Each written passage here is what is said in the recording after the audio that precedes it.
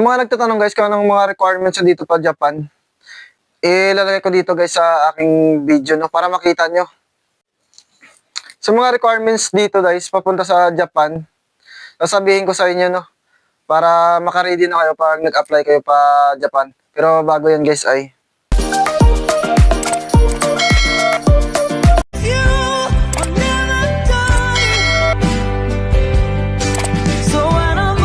okay guys, yung mga requirements dito pa Japan pag nag-apply kayo, ito guys ilalagay ko na lang dito sa video no. Isasama ko ito.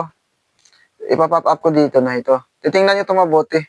Ito yung mga requirements na nilalagay ng agency dito no pag nag-apply kayo pa Japan. Yan lang po pag ano no. Para maka-ready din po kayo no kung anong gagawin. At least may mga requirements na kayo no. Mas maganda po na pag nag-apply po kayo, may mga requirements na po kayo no, para siyempre mas advantage pa rin po na meron pa kayong mga requirements na no.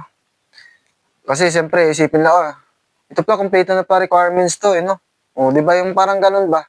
Parang mas ano sa kanila na baka kayong mapiliin na nila kasi kumpleto ka na ng mga requirements no kasi dun sa iba na marami pang kulang.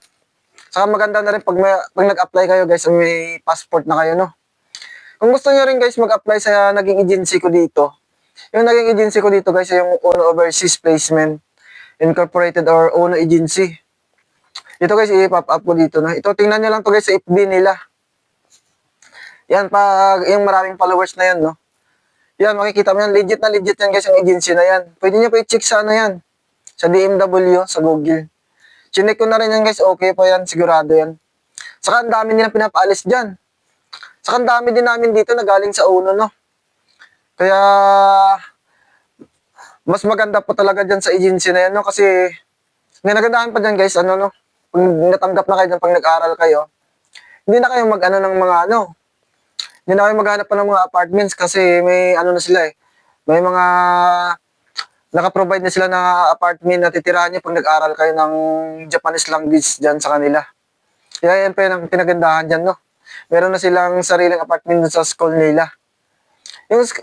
Yung bagong school yata nila dyan ngayon, guys, ay nasa Nueva Ecija, ano? Kaya doon, maganda daw doon kasi may sariling mga apartment, ano? Doon na kayo mag-stay, no? Hanggang sa makaalis kayo. Pwede din yata kayo umuwi ng lingguhan. Kasi dati sa amin guys, doon pa kami sa Manila, sa may Sampaloc pa kami dati nag-aaral ng agency, doon sa may pinakamin nila. Wala pong apartment doon, no? Sa alam ko sa mga babae, may dorms din yata sila. Pero sa mga lalaki, wala po dati. Kaya yung mga malayong lugar, kailangan mo talaga maghanap ng mga apartment dati sa Manila. Yun pa dati guys, grabe napakamahal ng mga apartment sa Manila. Ngayon, bed spacer lang. Ang mahal-mahal na. Grabe. Ako nga noon, uwian ako araw-araw. Kasi dati sa Nabotas pa ako dati nakatira ba.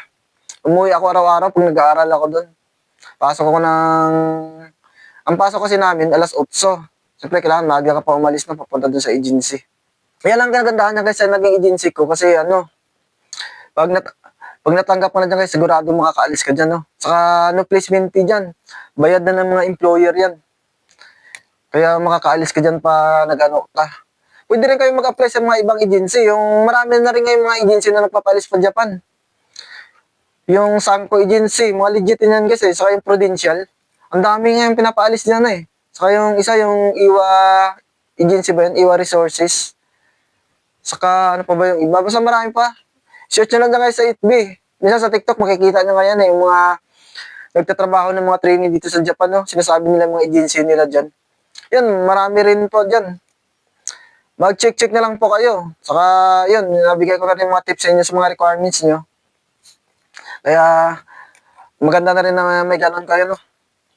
Saka, kung gusto nyo rin mag-apply ng chicken chopper, may mga video po ako dyan, no?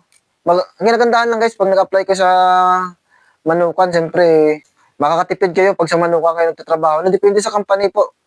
Meron kasi ibang company na libre manok na. Kasi meron ibang company na bibili ka pa sa kanila ng manok. Yan guys, maraming salamat sa inyo. Baka pwede naman paki-like and subscribe na. Updated po kayo lagi sa mga video na ina-upload ko dito. Maraming salamat sa inyo guys.